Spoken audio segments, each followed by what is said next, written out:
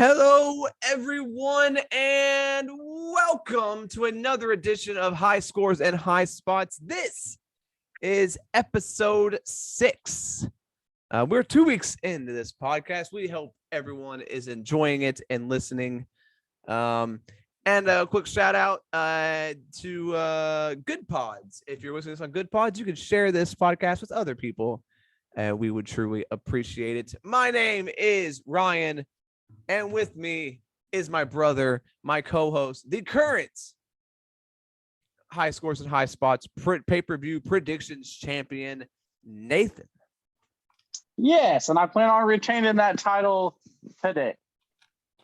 We have a fun podcast for you today. Yes, we are going to be doing Money in the Bank predictions. We're also going to be talking Blood and Guts, along with NXT UK and Impact Wrestling. But we are going to kick things off with the video games. We've got an update for Nintendo. We got EA kind of pissing off the entire gaming community, and a bunch of other stuff to talk about. So let's just jump on into the video games. Yes, let's do that. Let's start with Nintendo, Ryan, because they bought a lot of raw materials lately. Got a lot of people wondering what the hell is going on here. So the reason that everybody's raising some eyebrows about this is because they bought a lot of raw materials, like a lot. And it's probably, 20 times what they usually buy in a year. So people are expecting something to happen with this. Either they're stocking up, they're expecting a shortage on stuff so they can keep pumping out Switches, or maybe they're doing another revision of the Switch. Maybe they're working on that so-called new Switch. Maybe they're working, I don't know. Something's happening. They did have a meeting with investors, and somebody did ask the question of the raw materials, and all they said was, they're building up, stocking up on materials more than they usually do, and blah blah blah blah blah. There was a bunch of company speak, and they didn't really give an answer. They just said they're stocking more than they usually do. But sounds like something's happening. What do you think? It is very weird. I mean, I don't know why they would be stocking up on this stuff. There's a reason. I don't know why they won't say anything about it.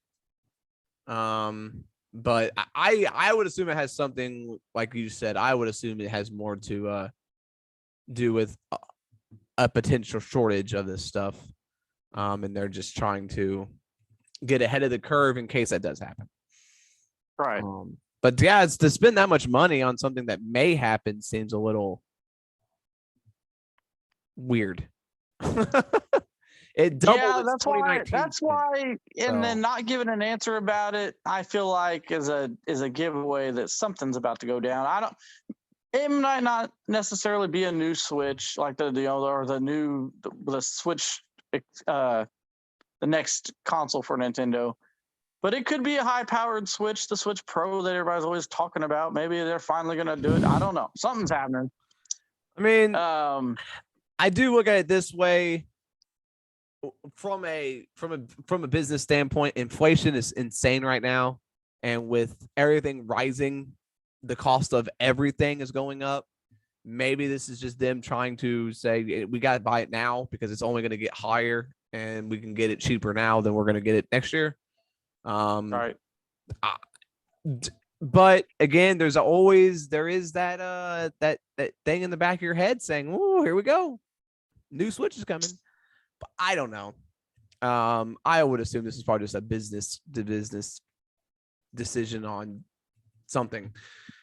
They were probably looking at numbers and they're like, it's might as well just buy more. I mean, they doubled their 2019 spending, so right. It's just out of nowhere and weird, but no, something's going down. Either nothing major, and it's just them having more money than they know what to do with, so they're just going to buy more stuff, and then like I said, being a Japanese company, also having a thing in America, I'm sure shipping costs aren't cheap. So, and they're probably maybe anticipating everything to go up more than it already is, and with gas prices and everything, maybe they're just trying to get ahead of the game. Yes, But we could that's what I figured. I don't know. We'll see. I just think maybe they don't want to have another shortage of switches, and they're just going, maybe because they weren't making any for a while, and they did run out. Maybe they're going to try to start ramping up production and making a whole bunch more. Yeah, so that way they don't run out. I mean, they don't want that to happen again. I mean, there's still a chip shortage out there, but Nintendo has seemed to kind of, because they've seemed to kind of level out now with they don't have many shortages on their products anymore. So they're not as bad as Nintendo or as Xbox and PlayStation. So maybe they're just going to ramp up production and start making more Switches and Switch Pros or Switch Lights and Switch OLEDs and whatever else. Yeah. Yeah, it's a very interesting story that we don't talk about much, but yeah, it's it's very interesting. Okay, let's jump into also let's stick with the Nintendo for a second, because we also had new Sega Genesis games. Yeah, we had an update on the Switch today. I didn't realize this until it popped up on my Switch. We had an update for the Sega Genesis. So 4 more games were added today. Yeah, one of them was one that you wanted. Yeah, so I'll definitely be playing that later. So we had Mega Man: The Wily Wars. It's a remake of the first 3 Mega Man games for Genesis. So exactly, yeah. It was what's cool about this is, granted, if the people that really wanted to play it have probably already played it with ROMs and everything else, and it was on the Sega Genesis Mini. But this was only released in the UK, in the European regions. So this had never been brought to the United States, legitimately. And it's got it's a remake of the first 3, and then if you beat them, all 3 of them, you get the special tower thing where you fight Wily. So it's different, pretty cool. We also had Comic Zone, which is the big one that you wanted, Ryan. It's when I asked you what games you wanted to see on this service. This was one that you said. So it's funny because Comic Zone has been in, I think, every Sega collection that's ever come out. Comic Zone's been updated, but hey, it's cool. It's a fun game. So it's finally on there. I figured this was going to be like one of the first games they put on there, just because Sega throws this thing around like it's like, they don't really care about this game, it seems like, because they just throw it on every single collection. It's everywhere. So that's why I was just confused why it wasn't one of the first games, because it just seems to be their go-to game to throw on everything. It's Comic Zone. But it'll be fun. I'll definitely pick that up. I'll be playing that when I'm on road trips or whatever, just playing some Comic Zone. We also have Target Earth, a run and gun shooter. I've never heard of this one. So it's gonna be I never heard of this one either. The next 2 I have not heard of, honestly. And then Zero Wing. It's a side-scrolling shooter. But apparently this is like a meme, heavily memed thing, because I guess like the English translation is like, I guess, bad or something. So I guess they didn't do the poor grammar on this thing. So I guess it's been popular for a while in like the internet culture because of the poor grammar on this game. So I might have to check it out. Apparently there's a lot of they don't use proper pronunciation in this game. So I'll definitely probably be playing it just to see what all the fuss is about. Apparently one of the most popular quotes is, "All your base are belong to us." Mm-hmm. People like stuff for weird reasons. This game's popular because of the bad translation. So, but those are all available now on the Switch through the Genesis. If you have the Nintendo Plus expansion thing, these games you can play them now. So, hell yeah! Again, hell yeah! Stealth drop that no one saw coming. They just happened to show up They always drop it and then they put out like a video after they drop it. They don't put out a video before like hyping you up. You'll just open your Switch and see games, and then you'll see a YouTube video be like, oh, by the way, these games are now on the Switch. And you're like, oh, it would have been nice. Yeah, you could have told us before that these were coming. Yeah, no shit. They never do that. They just always drop it stealthily, and then they're like, oh yeah, hey, by the way, we did this today. Nintendo, man, I'm telling you. Also, let's jump over to EA, Ryan. They rustled some feathers here. They were trying to be quirky. They were trying to be funny, but this did not go over well. So they started on Twitter. For backstory, there is this meme going around on the internet where it's on TikTok. It blew up, and it's basically like you're describing someone and you say they're a 10, but then you say like something bad about them, or they're a 4, but it's I don't get it. I guess I'm not young enough to understand like why that's good. But anyway, that's how this started. And then EA tweeted, they're a 10, but they only like playing single player games. Yeah. The internet kind of exploded on them here. They kind of basically almost rioted against EA. EA only makes a couple single player games. So to the people's credit, they are, they're not helping themselves out there. Yeah. Because they only have a couple, and then the rest are all multiplayer games. Yeah, they're trying to be quirky, but man, I'll tell you what, you can't do that stuff nowadays. I'll tell you, people will jump on you. Yeah. They ended up putting a tweet out later saying, we'll take this L. Because playing single player games actually make them an 11, but by that point, everyone was already to the point where they were done with EA and pissed off at them. I mean, EA is the loot box kings. They are the ones that have every game they have is basically multiplayer. Even their sports games are more driven towards the multiplayer aspect than the single player aspect. So yeah, this was not this was the bad take. This should have never been tweeted. I don't know who their social media guy is or girl, but this was a bad take. Yes, I agree. Yeah, everyone was roasting them hard. I mean, because look, EA used to be great. They made Dead Space. It's a great single player game. But recently they just don't care. They do not care about single player games. They shut down like all the studios that were making single player games. I don't know. EA is the worst offender for this, and they were probably the worst company to make this tweet. Yeah, they really should have thought that one through. Yeah. It was a funny little thing, but again, with something like that, when you're purposely like a company that's gearing more towards, or at least it looks like to the general public, that you're gearing more towards multiplayer games, and then you tweet that where you're basically saying that single player games suck, essentially, where you're saying that no, they're a 10, but they only play single player games, which is to imply that that's not a good thing. That's not a good look. Right. Not a good look. Not a good look. Ryan, what you got? You got anything else in video game news? We got some Xbox Game Pass free game now available. So we got some coming this month here in July. We got one right now. I'll find the rest of the list in a second. But the Xbox games with gold.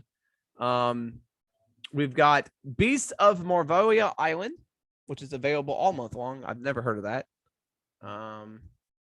But it's a very kind of new game. So hasn't been out very long. So you're a wildlife photographer, and you track down and observe magical creatures that inhabit Marvolia Island. So that seems different. Also available from July 1st through the 15th, we've got Thrillville Off the Rails. It's a theme park simulator. That was like a 360 game, wasn't it? I feel like it, yeah. That is available now through July 15th. Starting on July 16th, we got Relicta.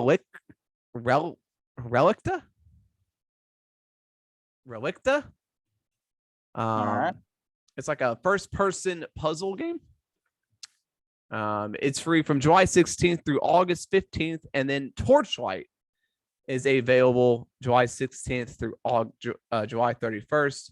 Pretty good RPG. Yeah, it's described kind of like a Diablo RPG. So yeah, Dungeon Crawler is probably a better description of it. yes. So those are the free games. Right now available on Game Pass. Far Cry 5 is now available. So anyone that's never played the game, wanting to check it out, it is now available today on cloud, console, and PC. So Far Cry 5 is available on Game Pass. Plus, there'll be way more coming later this month for Game Pass. So that's what's new in the Xbox world. Plus, a whole bunch of new perks are now available. Perks, you get certain packs in games. The Elder Scrolls Fall Guys, there's a free skin. You get Hulu, no ads, a 2-month free trial with Xbox Game Pass Ultimate. That's pretty cool. Madden and Marvel's Avengers, you get the Miss Marvel Future Suit pack. So there's a bunch on here of free stuff for perks. So again, Game Pass Ultimate is really worth it just for the games, but also you get free perks every once in a while. So every month, some of them are I don't need, but some of them, sometimes they put some pretty cool stuff on here. So right, if you're not an Ultimate member, I would probably check it out if you're got an Xbox. Let's see. There's a new game coming out. Looks kind of fun. It's called Stunt Fest World Tour. It is made by the same people that made Wreckfest. All right. This game has so there's destruction derbies like the other game, but there's a new mode here. There's a jetpack. You can eject out of your car, and then you drive around in a jetpack. It looks crazy and fun. I don't know when it's not officially coming out, but the trailer came out yesterday. I would check this trailer out if you're into it because it looks hilarious.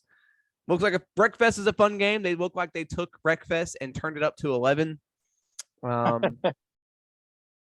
Yeah, there's like jetpacks where you like bounce off of like trampolines and shit. And you just fly around in a jetpack and like you fly around in like a like a gliders and stuff. So I don't know. It looks like it could be a pretty fun game from what I've seen. In news, Sucker Punch Productions, they made Ghost of Tsushima, but they're also more probably known for Infamous and Sly Cooper.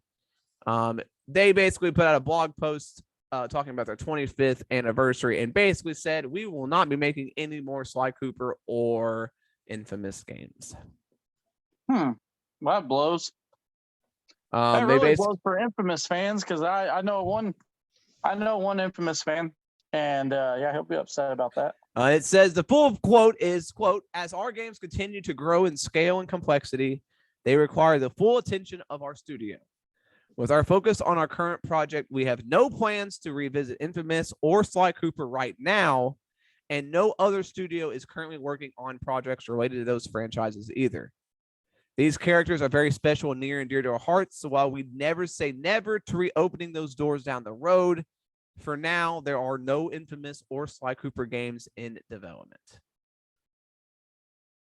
Interesting.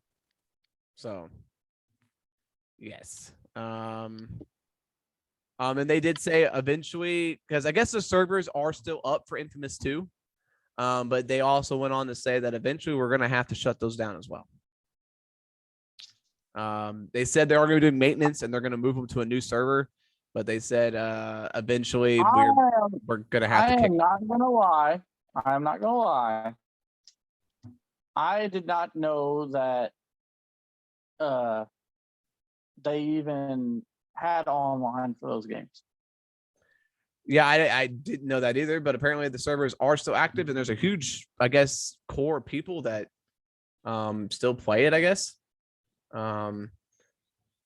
There's a user generated content. So I guess it's like there's a feature in Infamous 2. It's called user generated content. And it's like you can create your own missions and you can create your own stuff. They said there's still a lot of people playing them, but they did say they understand that. But they said, the game is, old. And, you can only keep servers around for so long. Eventually, I mean, this game came out in 2011. So it's like 11 years. Eventually the servers got to go away. I mean, I'm surprised the PS3 still has online, honestly. Yeah. So, if you're a fan of those, it sucks that they're not going to make any more right now. I mean, they're not saying eventually they never will, but it didn't look good. And we have an update on Skate 4, Nathan. All right. So we've got a very, very, very pre alpha gameplay. This is very early build. The graphics is not good. It's a pre alpha. So it's not like it's gonna have great graphics, but they did show off like the new fluid movements and the rail slides and all that, and it looks pretty good. So I'm kind of excited. I was a huge Skate fan. I played all 3 of them. It's not really Skate 4. I think they're just going back to calling it Skate, which is weird. I guess they're just rebooting the whole franchise. But I was a big fan of this series, so I'm excited to see it back. They are looking for players who want to play test the game. So if you're someone who'd be into that, they're having an insider program, and they're looking for people to test it and see if it works. No word on if this game's ever going to come out soon. I would, with where we're at with this pre alpha, I give it at least 1.5 years, 2 years, probably, just based on where we're at now. But I'm excited. It should be fun when it does come out. I'm a big Skate fan. So I'm looking forward to this. It's fun to see an update. We hadn't had any updates in this game in forever. So at all, really. So I'm glad to see some sort of update, at least what lets me know they're still working on this game. It is EA. So, take that with a grain of salt. Yeah. But yes. That's not all I've got. All right, let's get into some what do you think? Get into the wrestling? Are we ready for that? Let's ring that bell and let's jump into the world of professional wrestling. Oh boy.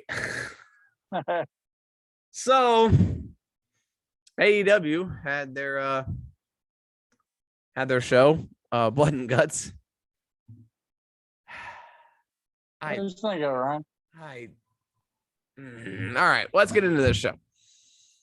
So Blood and Guts, it's a yearly tradition at this point where I will rant about a Blood and Guts match. Yeah, we gotta get it in. So we started off with Orange Cassidy and Ethan Page. Why? I don't know. This happened. Orange Cassidy won. Hey, okay, all right. I'm gonna do a little bit. It was a good match. This match was. I did enjoy it. Yes, I like Ethan Page. I thought it was a fairly good match. There was a little bit of inside stuff here, Ryan, which they usually do because it's AEW. Because they're the cool. But there's team. a little inside stuff here, Ryan, because I don't know if you noticed or not, but they were in Detroit, where it wasn't the same stadium as WrestleMania 3. But they were in Detroit where Andre and Hogan happened, where they, the whole story of that match was Hogan trying to body slam Andre. And this whole story of this match was Orange Cassidy trying to body slam Ethan Page. Yeah. But I mean, and lo and behold, that's how the match ended, with a body slam. yeah, very weird ending. Yeah, I guess what's that? Storytelling, man. It's storytelling, but you're basically saying Orange Cassidy's a weak ass. Ethan Page isn't that big. Yeah, but So you're basically the whole story of this match was Orange Cassidy's weak and can't pick up Ethan Page. yeah. And he finally did it, and it was like this big moment. But I was like, it's Ethan Page. He wasn't wrestling fucking, you know, a 300-pounder or anything. And that's hasn't true. Orange Cassidy picked up people that big before? I don't know for a body slam, but yeah, for beach break and stuff. Yeah. It was a good match. I actually do enjoy Ethan Page. I think his heel work is great. His character's great. I wish he would get more of a push and get to do more, because when he does wrestle, I enjoy his matches. He just doesn't get to wrestle enough for me to see it. So I hope he gets more matches. But Orange Cassidy gets the win here. So where's his lead? I don't know if he was. I thought Orange Cassidy was gone for a while, and we weren't gonna have to see him. And then he comes back, and now he's winning matches again. So, sure. Christian Cage comes out, and talks about, he does another promo where he basically said he had upper management asked him to apologize for the remarks he made about Jungle Boy last week, especially his father, and he said that he's sorry that Jungle Boy's entire family isn't dead, except for his mother. And then he talks, and then he comes out and then he says, I requested a match tonight, which I didn't know he did. And he says, but the match isn't for me. And then Luchasaurus makes his way with a new entrance, a new all black look, which signifies I'm a heel. And then Luchasaurus takes on Serpentico, and he beats him with a version of a snare trap, but he put a nerve hold on him, and he gets the win. There you go. And then he does a choke slam on the outside, which was nasty. Yeah. It was brutal. Scorpio Sky and Wardlow had a backstage segment. I guess Wardlow's still coming for that title. Yep. Next week, apparently they will wrestle, and it'll be a street fight because we have to do a gimmick match every week. You know, Ryan, I got a feeling. Hear me out on this. I got a feeling that if ECW came back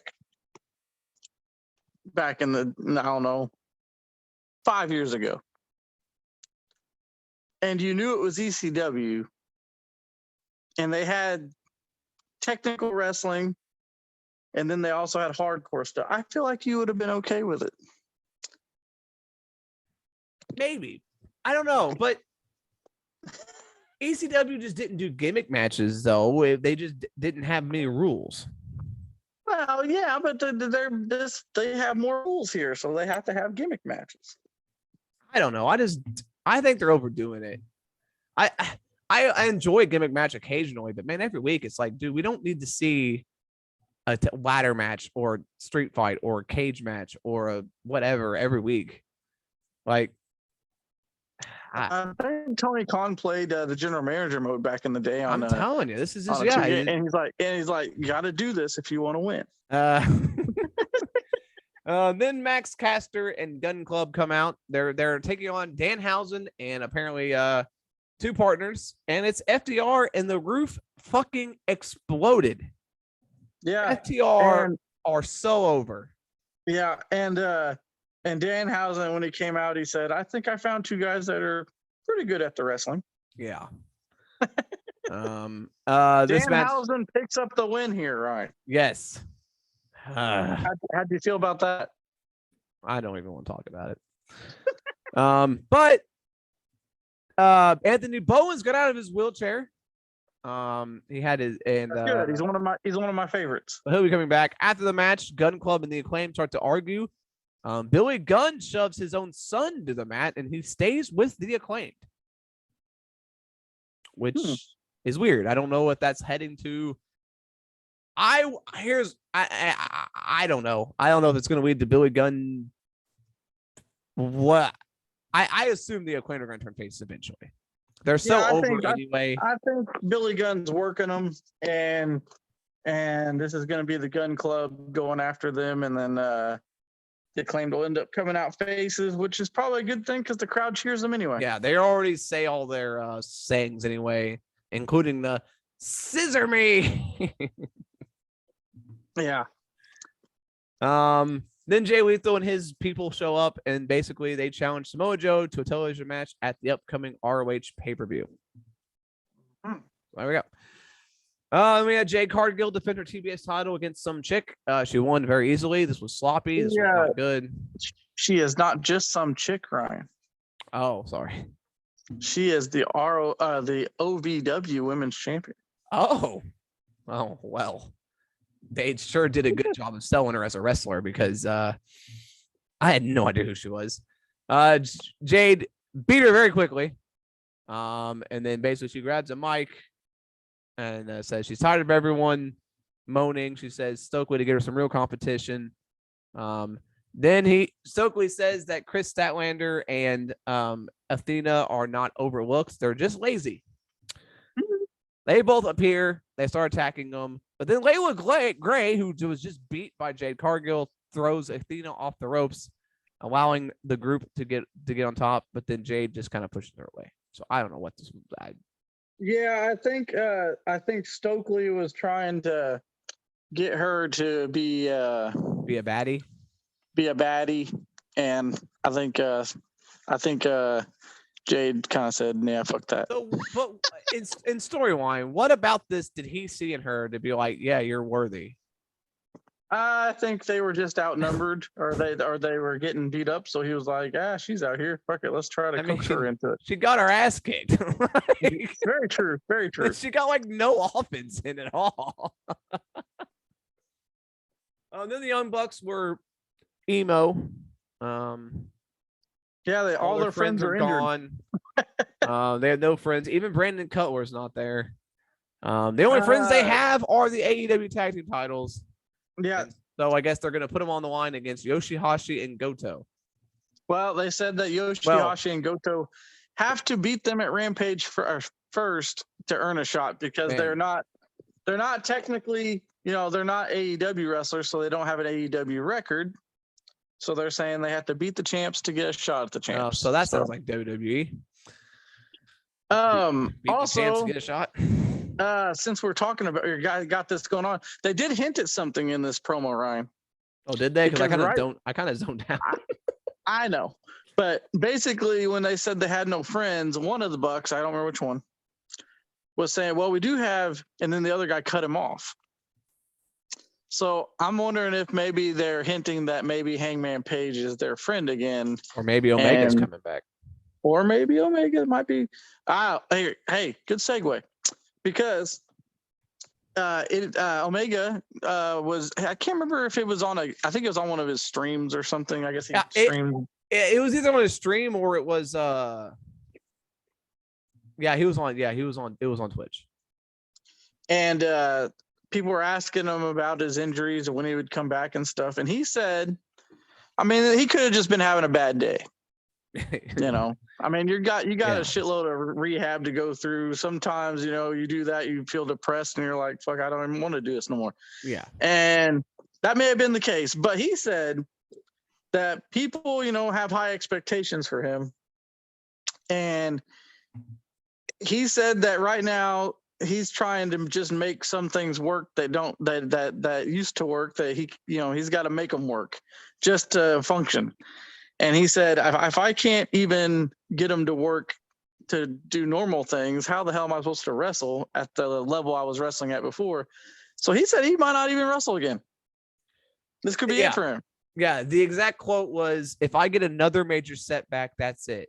I'm done because I can't do this ever again.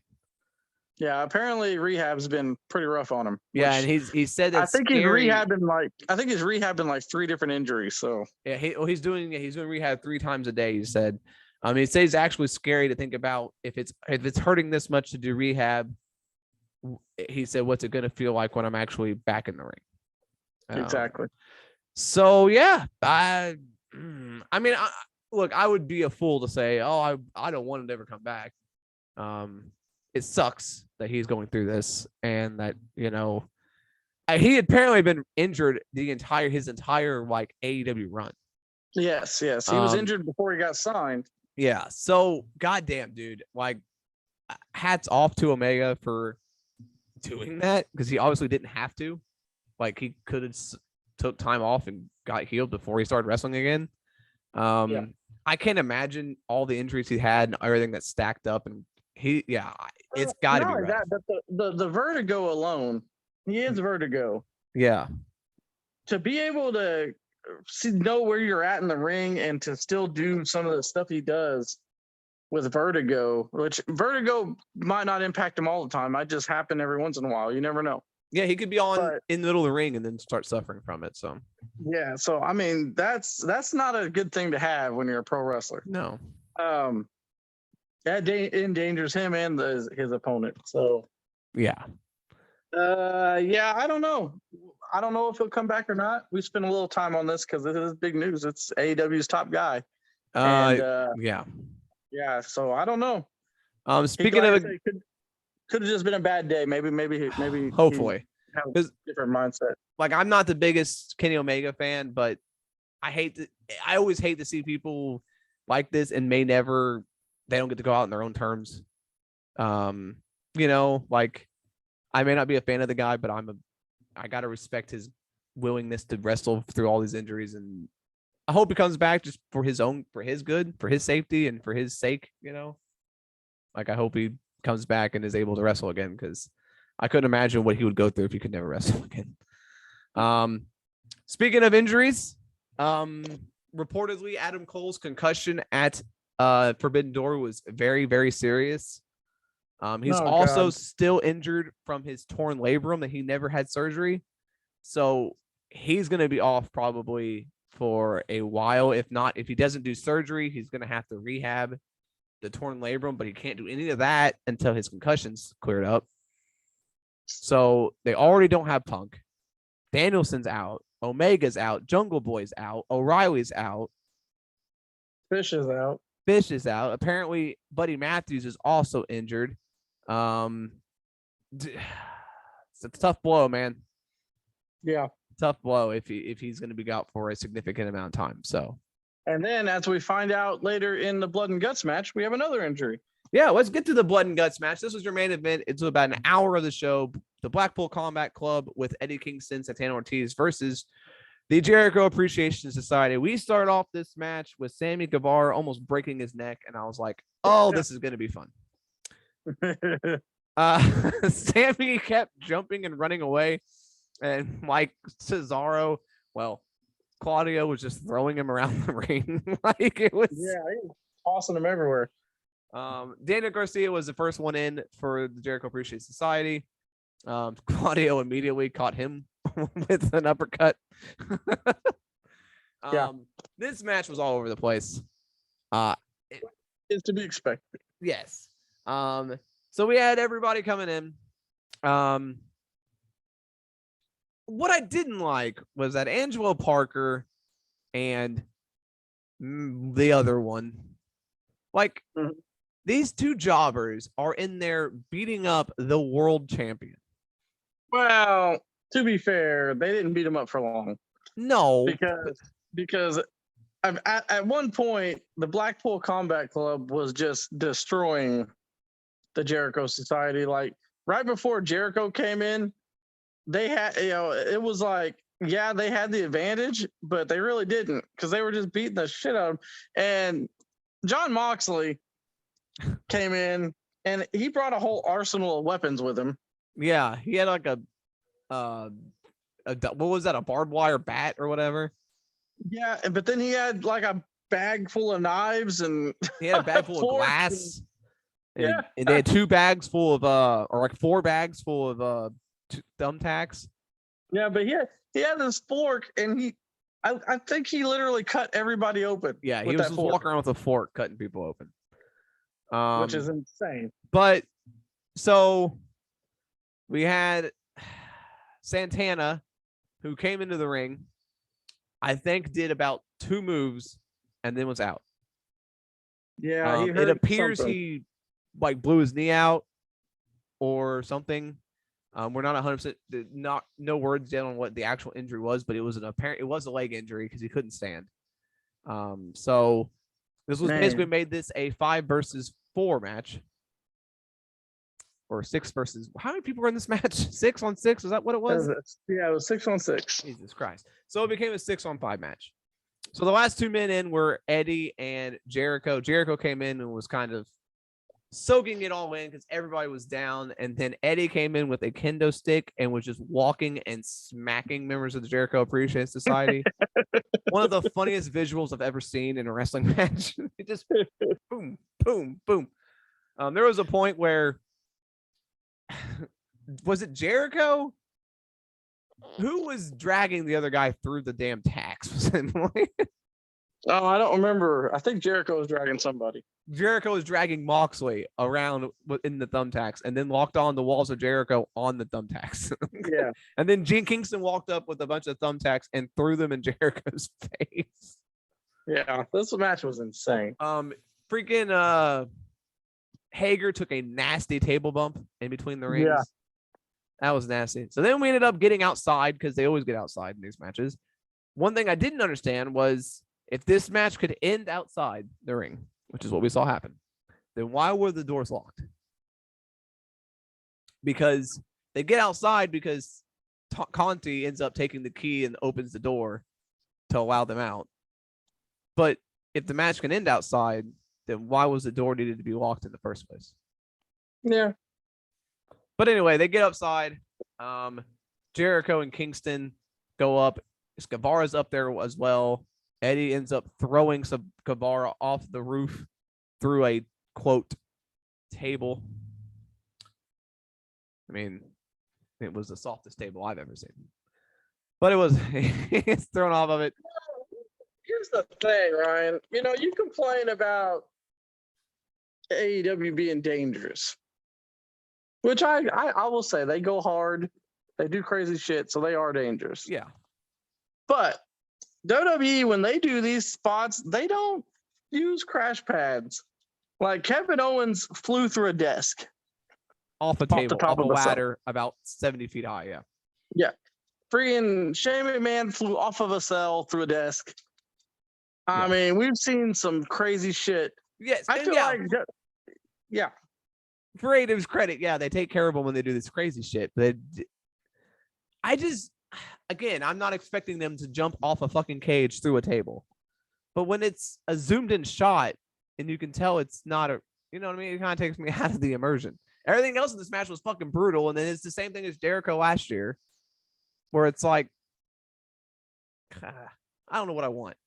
I obviously didn't want Sammy Guevara to go through an actual table from that high. He would have died. So I don't know if he would have died. He probably would have been like Shane McMahon, you know, or worse.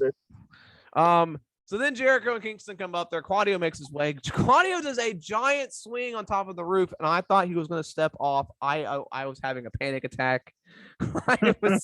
Oh my God. Matt Menard comes up there to make the save. He is busted open completely. Kingston has Jericho in a submission, while Claudio also has Menard in a submission. I love this ending. The match itself, I did not really care for, but the ending I loved because Menard ends up tapping. So Kingston is happy his team wins, but he's upset because he didn't make Jericho tap. Right. And so there's a little bit of tension there between Kingston and Claudio, which apparently they feuded back in the day anyway, so they're still, you know. I love the ending because it leads to a potential feud between them, so I love the ending. The ending was perfectly done. The match itself was just a cluster and it was just a brawl, and my feelings on brawls are I don't like brawls. So, but I don't know what you think. I liked it. You know what you're getting when you're going into one of these matches, because you can say it's a bad thing for AEW to do them and it's an AEW thing, but really technically this was started in WCW. And NWA for that matter, probably, and they did the same shit. It was just utter madness, just brawls. The match didn't really feel like a match. It wasn't pretty. It's not meant to be pretty. No, it's not. Yeah. So I mean, we knew what we were getting into. So for what it was, what they meant, it did its job, and I liked it. I did not. It sucks that Santana got hurt, and it sucks that it sucks that that he didn't get to show what he could do, and I really feel bad for that team because I think their contract is coming up pretty soon. Yeah, and I did see a statement that Ortiz or Santana, one of them, they're both or one of their contracts is up. So yeah, I honestly could see them just saying adios because when they first came in, they were a big deal. Yeah. And we thought maybe they were a shoe-in to win those titles, either to be the first champions or to win them early. And we're 3 years in, they still haven't had their hands on those belts. They haven't even been in the title picture. And now he's hurt. They just keep getting put in these group things, and I feel like they're probably just going to walk. So to update this story, Santana posted in April, he tweeted 126 days, which is September 1st, which is around the time his contract with AEW expires. Sean Ross Sapp suggested that there could be some issues between Santana and Ortiz because they haven't tagged together since February. Right. Like a straight tag team match.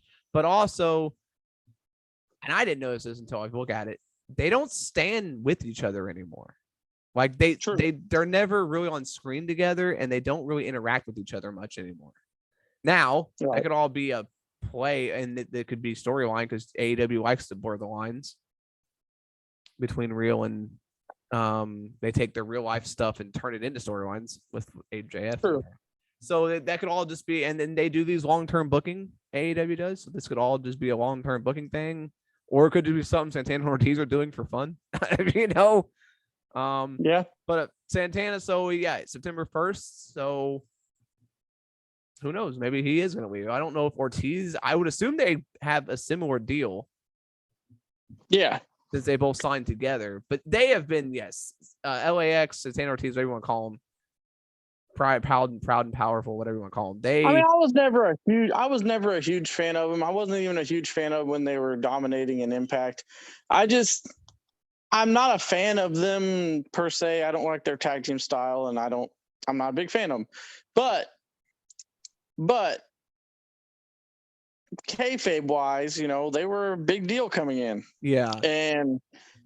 And I feel like they've definitely been them and probably the Lucha Brothers too, to a degree. Yeah. Have been the biggest flops of AEW. They're the most, I would say, underused.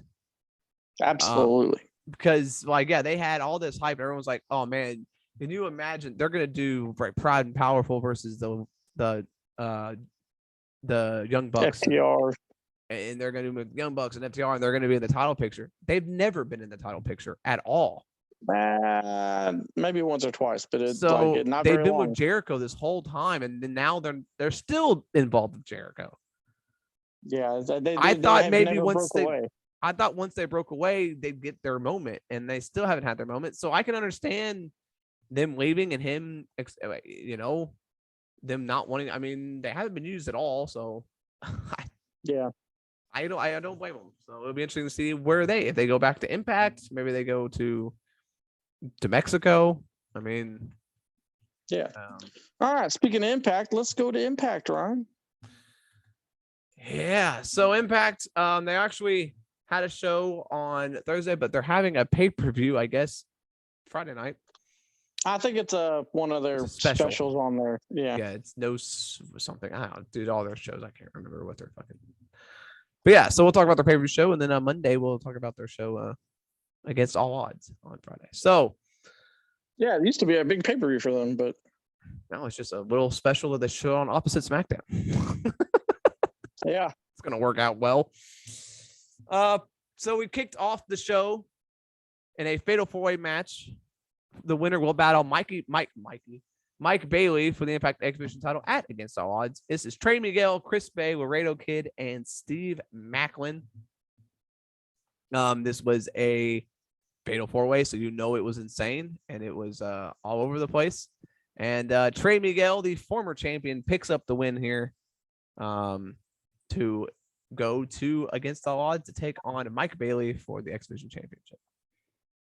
So what happened with okay, I've apparently I missed something. Did Mike Bailey win this? Mike Bailey won the Ultimate X. Okay. So that's how Ace Austin lost the title, yes. That's a bunch of crap. Again, Ace Austin had like a fucking 2-week reign. Like, yeah. I don't understand why they keep doing that to him. They give him something, and then they immediately take it away. Yeah, I think I don't think he's actually signed a deal with New Japan, but man, I hope he does. He'd get used way better over there, probably. Yeah, I did you watch any of the Best of the Super Juniors? I did not. I saw highlights, but I didn't really watch. Yeah, because apparently he put on a good showing in that. So let's hope that gets him something down the line, because he's awesome. So then the next matchup on the show, we had Giselle Shaw versus Rosemary. Rosemary, one half of the women's knockouts tag team champions. Giselle Shaw is trying to join the Influence she's trying to take the injured other ones. Madison Rayne. She's trying to take her spot. Tennille Dashwood sends Valkyrie into the steel steps, which is kind of gets Rosemary distracted. Rosemary goes for the spear. Shaw countered with a pump knee strike to get the win. And so Giselle Shaw wins. And so maybe that was her her interview. Maybe she passed the test. Maybe she'll join the team. So who knows? This show, man, I'm telling you what, this show, it is. If you miss a week, you're fucking lost completely. I'm telling you, like I said, I forgot about the Mike Bailey thing, and I was completely lost. Yeah. Then we had the new Knockouts champion, Jordynne Grace versus Savannah Evans. Grace dominates this match pretty much. And then she hits the Muscle Buster for the win. So, speaking of Jordynne Grace, a little bit more news here. Apparently, her name was spotted on this list of tracks that this guy does for AEW, and like they just saw like on there you can see Cesaro and all the other guys that people have, but Jordynne Grace's name is listed. Don't know what that means, if it means anything at all, but kind of interesting. Weird. Then we had the Good Brothers versus PCO and Vincent for the Impact World Tag Team titles. Typical tag team match involving the Good Brothers here. They get the win. Anderson with a roll-up. Monday Night Roll-Up has invaded Impact now. Anderson gets the win. Out of the match, Honor No More beats down the Good Brothers and James Storm, who was out with the Good Brothers. But Chris Harris runs down, and he gets in. And then Heath returns from injury again. Yeah, he hands Harris a steel pipe, and the two of them use the pipes, take out Honor No More. They all start celebrating, and basically this leads to the announcement that they're doing a match at this upcoming show against all odds. It's going to be the Good Brothers, America's Most Wanted, and Heath. So yes, Chris Harris is going to make his return to the ring, Nathan. Oh God. They're going to take on Honor No More. I keep forgetting that the Good Brothers are apparently good guys now. Yeah. They were wary. Apparently, the backstage, Harris said that he wanted to be on the team, and they said he's retired. And he goes, "You know what? I know what people are telling me, but I'm going to do this anyway." And so they revealed he is now a part of the team. So he's going to get hurt. Yep. All right. Ace Austin, the former Impact Knockout or X Division champion, takes on Alex Zane. Very good match. Alex Zane is insane, and I can't believe that WWE fired him. He's old, Ryan. He's old. Yeah. Oh, he's 30 something. Wow. Austin and Zayn had a very good match. Ace Austin though gets the win, hits the fold and gets the win. So there you go. Maybe he's back on the trajectory to get another shot at the exhibition title. Probably. That's usually the way he go. It'll be a tournament or something. And then your main event, Chris Sabin takes on Kazarian. Basically, this is a match. Back at 2004. Yes, they mentioned that last week. Kazarian basically challenged him to a match and said, we're finally going to settle who is the better of the two. They have a match between them. I mean, if you watch one match, they hit all their hits. They did everything that they normally do. Chris Sabin hits 2 cradle shocks and gets the win. And then they hug. 2 cradle shocks? Yeah. And they hug afterwards? Yeah. Jesus Christ. And then they win. And then they go off the air with them hugging and holding hands eye. So, so then they're leading to Against All Odds. And yeah, we'll talk about that on Monday or Tuesday. All right, let's go to NXT UK, Ron. NXT UK, the show that exists in its own world for a little bit. Now we've got a bunch of people from everywhere on his show, and I don't know what's happening anymore. Yeah. This show's all over the place. So we start off with Blair Davenport. She's back. That means she's going to win that belt. She made her return to the ring against Angel Hayes, which is, again, the porn star. Angel gets a little bit of offense in, but this was basically Blair Davenport's return match, so you knew how this was going to go. She hits the Falcon Arrow to get the win, and maybe she's going to come back and get her title shot again and take the title. Then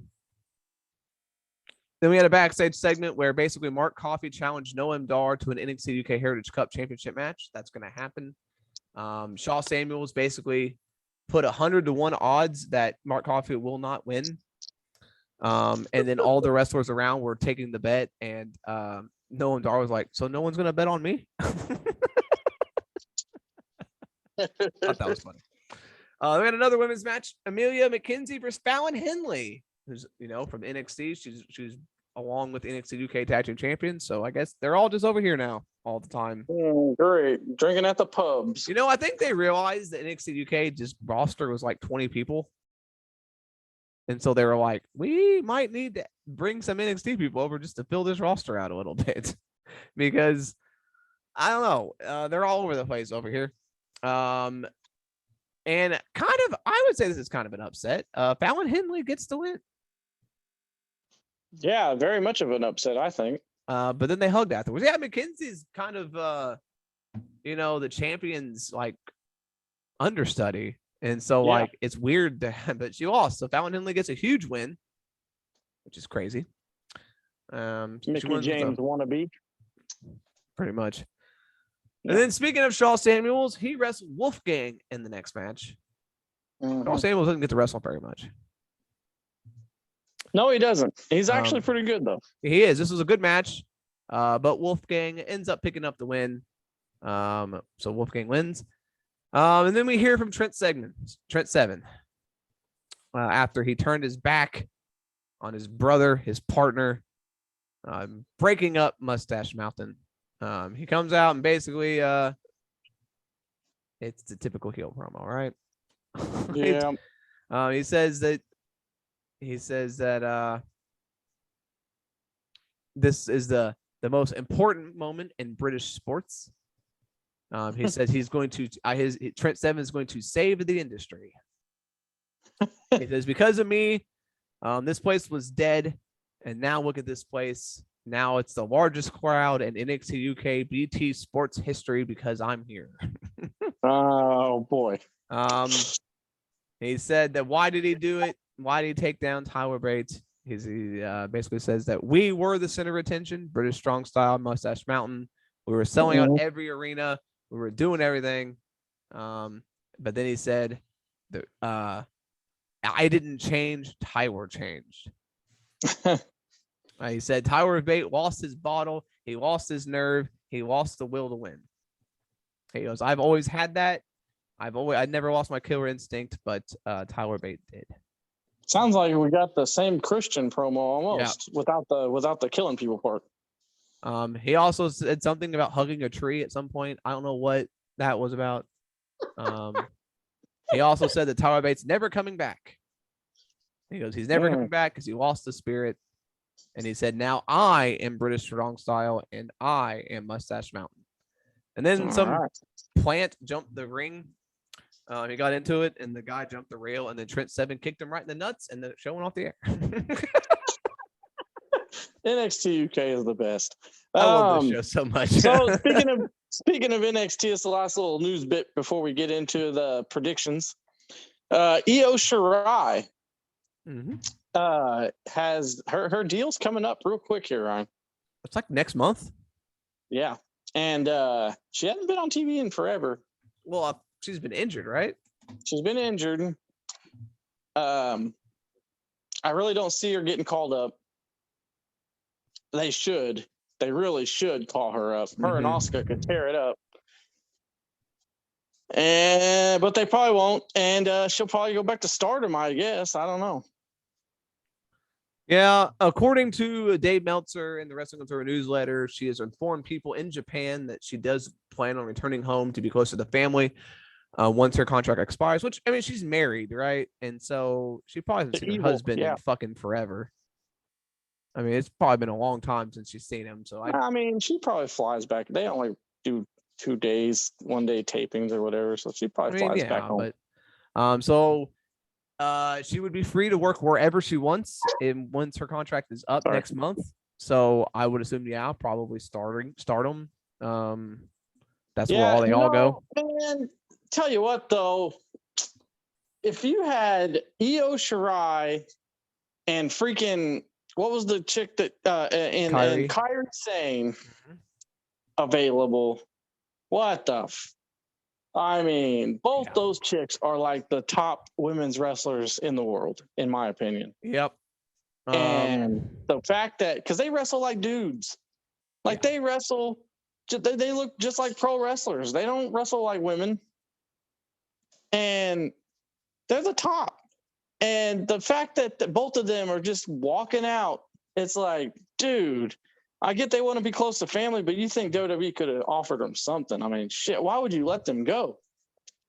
See, here's the thing, that the AEW is partnering with the wrong company in Japan. They need to partner with Stardom. Well, technically, they are. Because technically, Bushi Road owns both of them. They own Stardom and they own New Japan. I need them to go get Kairi because I miss seeing Kairi on my TV. And I miss seeing dude. I don't want her there full time.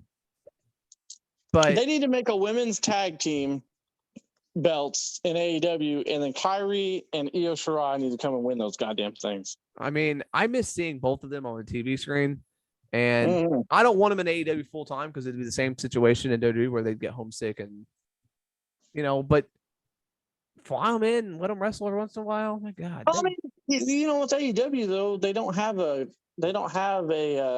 do house shows. Yeah. They don't do house shows. So, I mean, they'd only have to be there 1 or 2 nights a week. And that's true. They fly in for a day and then it's a long flight home, and with AEW also, they could just have them come in and then they could be off TV for a few weeks and not even be there. Yeah. That's what they seem to do with these women.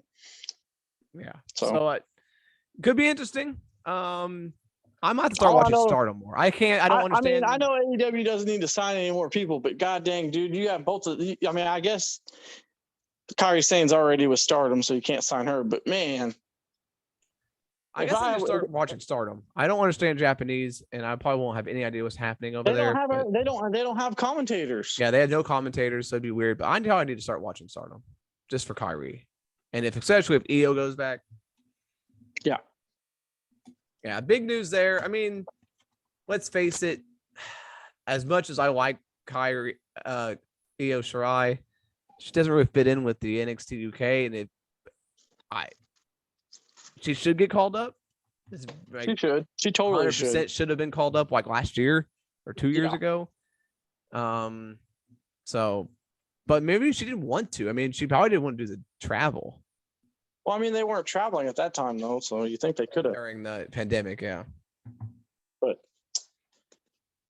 yeah, that's crazy. If all I know is if I had two wrestlers that caliber Yeah. available, I would be throwing the Brinks truck at them.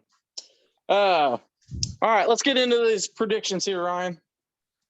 All right, so we got money in the bank. As stated earlier in the show, Nathan is the reigning defending predictions champion as he won the AEW New Japan Forbidden Door predictions by 1 point. Mind you. So here we go again. If you don't know how this works, we will pick a winner of the match. We will assign a point total to that match. We only have 6 matches on this card, so it'll be 1 through 6. So not a lot of points on the line in this one. If you get the match right, you get the points. Most points wins. This is the weirdest card I may have ever seen in my life. All right, well, I'm not sure how this is going to work. This is going to be these money in the bank. WWE pay-per-views they're always, here's the thing. They're always good. Like their pay-per-views are not terrible, but the cards always look so like just unappealing. Well, the problem is if you just watch WWE pay-per-views, yeah, you'd be all right. But the problem is they don't follow up with these pay-per-views. The matches could surprise people, and you think they'd listen to the crowd and be like, "Wow, they're really into this." But then the next week they don't do nothing with it. Yep. So here we go. We'll start off with the undisputed WWE Tag Team Championships on the line as the Usos will defend against the Street Profits. Street Profits won a match at some point. They beat the Usos, I'm pretty sure, to earn the title shot or something like that. I don't remember what. I don't know how they became number 1 contenders. They won a match by count out or some shit. Yeah, they beat them by count out. That's what it was. Yeah. Yay. What a way to build them up as challengers. So as the champion, Nathan, I will allow you to go first. Or you guys, I'll let you choose. You can go first for a second. I don't really care. Yeah, I'll go first. How many matches are in the show? 6. 6. So again, we're not going to have near the amount of points that we had on the Forbidden Door pay-per-view. Man, I really don't see the Street Profits winning this thing. But I'm not going to make it my lock. I'll go 4 points. Yeah, I'm in agreement. As much as this storyline between Roman and the Usos is getting out of hand with the reigns, they're not going to end it anytime soon. They're both going to be on top for a while, I would say, unless SummerSlam happens and someone cashes in on Reigns. Is the only way I see it ending. Usos have been champions for fucking almost 400 days at this point. Yeah. Which is insane. I love the Street Profits. This is going to be a fantastic match if they actually let them have a good match. But I'm in an agreement. Street Profits I don't see them winning this match. I'm gonna one up you by just 1 point and go 5. Ronda Rousey versus Natalya for the SmackDown Women's Championship. This has been built up of them just making fun of each other in terrible segments. Yeah, this is not good at all. What a build up to a championship match, let me tell you. Apparently Ronda is upset that she's a face. She wanted to be a heel, Nathan. WWE wouldn't let her. She said the crowd cheers her, so I could see why they didn't want her to be. She said that she didn't enjoy her Royal Rumble win because she didn't like that the fans were cheering her. She wanted to be booed and she wanted to be a heel. God damn it, WWE. Let her, she's so much better as a heel. She is. Because that's her more natural thing. She's cocky and she thinks she's a badass. This whole smiling, I'm so happy to be here, Ronda Rousey is boring. Very. And she can't cut promos, but as a heel, she was a little better at cutting promos as a heel than as a face.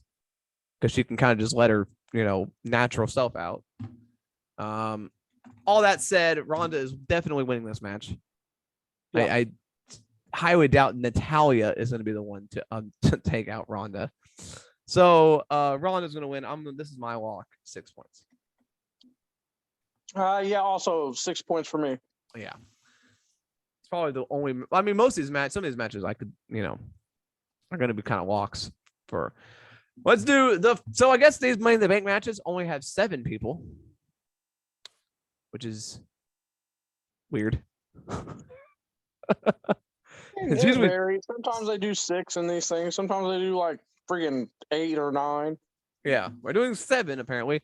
Let's do the women's championship because I have a feeling this is probably going to get cashed in on the same night because that's what they've been doing the last 3 years in a row. So let's keep that tradition alive. Lacey Evans, Alexa Bliss, Liv Morgan, Raquel Rodriguez, Asuka, Shotzi, and Becky Lynch. Man, So- I'll tell you what, it's hard to not go with Becky Lynch in this thing It is. because of the way that they've booked that, where she just dominated. Yeah, she won that battle royal or that elimination match. Just yeah, she's on a roll. I mean,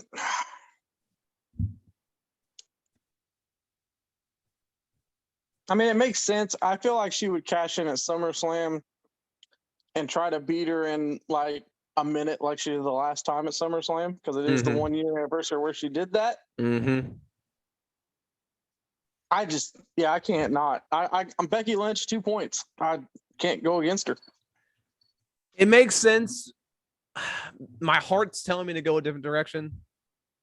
And sometimes, and I'm trying to become the champion, you got to take a little bit of risk. You got to go for it. Got to risk it to get the biscuit.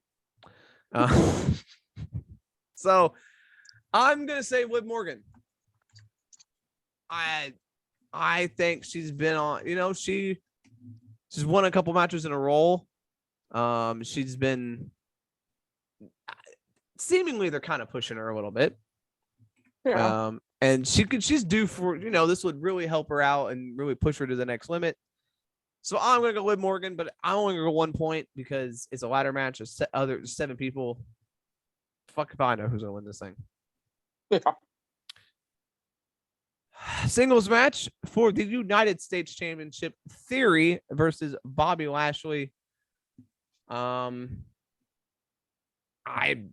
just going to say Theory wins it, 4 points. I really don't think Lashley's going to take this title, but you never know. But to me, I thought they were going to head to a Theory John Cena match, but that it looks like it's not going to happen. So I don't know where Theory goes from here for SummerSlam. I still think that's going to happen. It might. Yeah, I'm going to go Theory, 3 points. Yeah. Bianca Belair versus Carmella for the Raw Women's Championship. I'll let you go first. Yeah, they didn't really give me any choice but to go with Bianca in this match because, Carmella came out wanting respect and then she just got chased off like a little bitch. So I'm gonna go Bianca, 5 points, right? Yeah, unfortunately, I have to agree. This seems to be like these WWE pay-per-views are always very, I'm not gonna say predictable, but they're kind of predictable. A lot of these matches on this show, especially, that's what these B, like, I thought Money in the Bank was like a big show, but it's basically a B show now. So, well, I think it was going to be a big show. They wanted it to be. As soon as they didn't sell out nearly half of a stadium, they were like, well, yep, I guess screw this show. Yeah. So, if this would have been the original match with Ripley, I probably would have went with Rhea. Right. But since it's Belair and it's Carmella, I have to agree with you and go Belair, 3 points. And the men's Money in the Bank qualifying match, we did find out the final participant on SmackDown. It's Seth Rollins versus Seth freaking Rollins, Drew McIntyre, Sheamus, Omos, Sami Zayn, Riddle, and the final man who won a fatal 4-way on SmackDown, Madcap Moss. Interesting. Yeah. So SmackDown was a stupid show, by the way. Right. They start off with a battle royal between the men in the Money in the Bank, and then Madcap Miz, Corbin, and Ezekiel. They had a battle royal for no reason, which was won by Baron Corbin. So you would think he would earn a shot in the title in the Money in the Bank match. But then they make a fatal 4-way, and then Madcap Moss wins that. So Madcap. What the hell? Anyway, that's your 7 for the men's Money in the Bank. Madcap's a weird choice. And I don't know where they go with this. Because there's a couple scenarios where could be interesting either way, right? Right. Rollins wins. It's basically the story is he's going to want to recreate the WrestleMania moment. Right. Riddle wins. You have the potential for Riddle he can never win the title. He never faces champion with Roman Reigns, but if he's Money in the Bank, he still gets that match whenever he wants. So that's interesting. But I think the most interesting storyline is Sami Zayn, who is, according to him, he's like a member of the bloodline essentially. And so he's saying that if he wins, he's just going to hold on to the title, but then you could have the whole him teasing a cash in and he's going to think about doing it and he could cash in. And so a lot of interesting scenarios could come out of this match. And then you have the boring ones of McIntyre, Sheamus, Omos, and Madcap. 3 out of 7, though, ain't bad. So I don't know where they head. There's a lot of interesting things that could come out of this match, and there's a lot of storylines that could go down that could be fun, but at the same time, I just don't know where they're going to go here. I think the way they should go is Riddle. Oh yeah, he's so over, dude. They're gonna do what they always do and blow it. They're not going to capitalize. They need to strike while the iron is hot with Riddle. Don't wait for that freaking Rock match that you're waiting for. You need to strike now. Riddle. That's the thing you need to do is Riddle win it and cash it on Roman, and Riddle becomes champion. Yeah. I just don't think that's the way they're heading. But then you also got the Cody factor that they've started up here. See, we got 3 factors, Ron. And they all center around Roman Reigns. Yep. Because you got Cody, who wants to win that belt for his dad. Mm-hmm. But he's not going to be back until at least after Royal Rumble. Yeah. I got a question for you. He wrestled a Hell in a Cell match with a torn pec. Yep. What's going to prevent him from Brock Lesnar in this thing coming down, climbing a ladder, and grabbing that briefcase? I mean, technically, 2 good arms to climb a ladder. I mean, technically, I guess nothing's stopping him. Yeah. Would the crowd react to that though? Would they boo, or would they cheer? That's kind of a heel thing to do, right? Very much so. But it's Cody. What if one of the participants gets taken out? Hear me out here. Little fantasy booking here, Ryan. Drew McIntyre totally has a shot. He's already said that he's going to fight Roman at Clash at the Castle. Clash at the goddamn Castle. What a stupid name for a paper. So, if he's going to do that, he doesn't need to be in this match. No. What if the Usos take him out? I was thinking Madcap gets taken out, but that works too. Or that one of them gets taken out, Ryan, and then it wouldn't look as bad because Rhodes wouldn't be the one that took him out, and then there's a spot open. So then he comes down and wins that thing. Wouldn't look as bad. Crowd probably cheer for that. Yeah. I'm going Cody Rhodes 1 point for this, Ryan. Boy, off the wall, pulling out all the stops to win the title. I mean, look, obviously the torn pec is a real thing. I'm not going to say it's fake. It's not fake. If he wrestled with it and he's already had the surgery and his arm's not in a sling because his promo on Raw, he's not in a sling. Mm-hmm. You don't have to have too much energy to climb a ladder. And if everybody's down, yep, and there's no chance of him like getting hurt. I mean, no one's in the ring. Like everybody's taken out. What if one person is left, Ryan? And it's Rollins. And that one person is Seth Rollins, and he's about to win this thing. and Cody comes down and tips the ladder over with one arm. with sending Seth Rollins through a table or something, and Cody Rhodes climbs that thing and wins. What if it's a moment where he just comes down and does that and doesn't want to climb, and then the crowd's just like, "Hey, do it." That's true. And then he just does it. I think it's a possibility. It is a possibility. It very well could happen. And that may be why they had, Matt Riddle lose to Omos and not make him look so over, so the crowd doesn't expect him to win. Like, I don't know. You did mention Drew McIntyre. It has been widely on SmackDown where it's weird that they don't want him in the match, like Roman and all them. So they see him as a threat. So yeah, they could take him out, and which would lead to that match at Clash at the Castle. Mm-hmm. Very well, it all because fits together, my friend. Because then he's and then Cody can still make a bunch of promos every week. He's got that briefcase. You don't have to it's weird because it's he's injured and they're saying he's not going to be back, but he even said this will be a little foreshadowing too. He even said on his promo on Raw that they're telling me 9 months, but I don't intend to be gone that long. Yeah, man. I'm telling you. Holy shit. You know what? If this doesn't happen, we need to be in charge because it all intertwines and it works. It's not just out of nowhere either. It would all make sense. Yep. And poor Matt Riddle will be left out of the, loop. Yeah.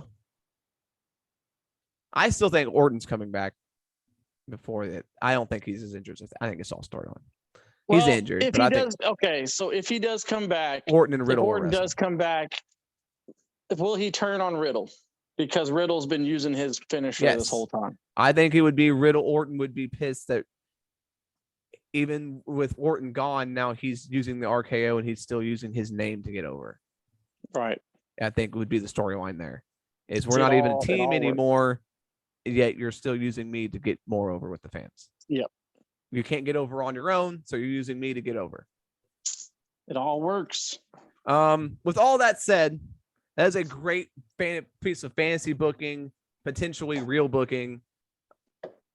I'm just going with Sami Zayn because I think if the Rhodes thing doesn't happen, then the Sami Zayn storyline of him being in the bloodline, somewhat in the bloodline, and having that briefcase is the best story that could come out of this.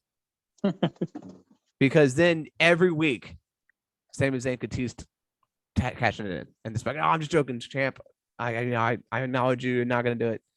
And then eventually, the fans, if Sami Zayn is holding that belt for this long, eventually the fans are gonna be cheering for Zayn, and they're gonna get on his good side because they're gonna be like, "Dude, you he could try to help Reigns out when Reigns gets knocked out or something," and then Zayn and the crowd's like, "Do it." I mean, it could be a face turn for Zayn. They got some good things coming out of this, even though WWE's been pretty crappy with their booking lately. This is something that could work. If they put it on Rollins just to recreate a moment, I don't want that. No, nobody wants that. McIntyre, as you said, doesn't need it because he's already got a shot apparently. Almost and Madcap ain't winning it. Almost and Madcap ain't. Sheamus has been a tag team wrestler for 3 years, and that would just be and Madcap and Sheamus are both kind of the same. It'd just be giving it to him as a shocker. Personally, I picked Rhodes, but personally, Riddle would be my pick. I want him to win that battle. Yes, for me, Riddle is the one that I want to win. And then you could still do, what if I don't know, if they just say, "Oh, he's only going after one of the belts." I don't know how you do it, but if he beat Roman Reigns, then that would fuel the fire even more for Roman or for Randy Orton. Yeah. Well, you could have, and to get away from that, you said only one of the belts. You could have Roman just say, "Oh, I didn't say it was for both titles. It was only for whatever, Mm-hmm. And then he could still keep one. And that way you go back to having 2 champions, which they should have never got rid of, even though I want them to get rid of it. But now seeing how they're booking it, I need them both back. They don't know how to do just one champion, apparently. I kind of want Riddle to win the Rumble. I don't know. I don't know. We'll get there when we get there, I guess. If Cody doesn't win Money in the Bank, I'm 100% banking on him winning Rumble. Right. So if he's, again, I don't know, man, but you just got me excited for something that's probably not even going to happen. So I'm very hyped up as pay-per-view now because I want to see if Cody Rhodes actually wins this thing. Man, I didn't expect this to go into a fantasy booking, but that was, I tell you what, if that happens, you heard it here first. Give us credit. Oh, yeah. So there you go. Those are our predictions for the unpredictable Money in the Bank. Anything can happen. Who knows who's going to win these matches? It's always a decent pay-per-view.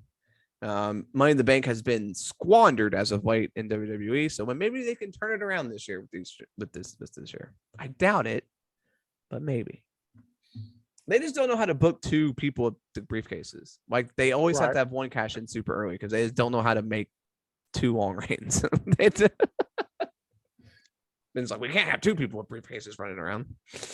But thank you. That is going to wrap up episode 6 of High Scores and High Spots. Again, you can check this out wherever you listen to podcasts, but you can also listen to it on Good Pods. We are not sponsored. I just really like this app, and I really enjoy it. So if you're listening on Good Pods, you can give us a little share. We truly appreciate you sharing us around. You can follow us on Twitter, TikTok, Instagram, and YouTube at SabraiENT for live tweets. I will be live tweeting during Money in the Bank, so follow me on Twitter for all the updates there. That's going to wrap it up. Thank you for listening. For Nathan, I am Ryan, reminding you to always hit your spots and set your scores. Later.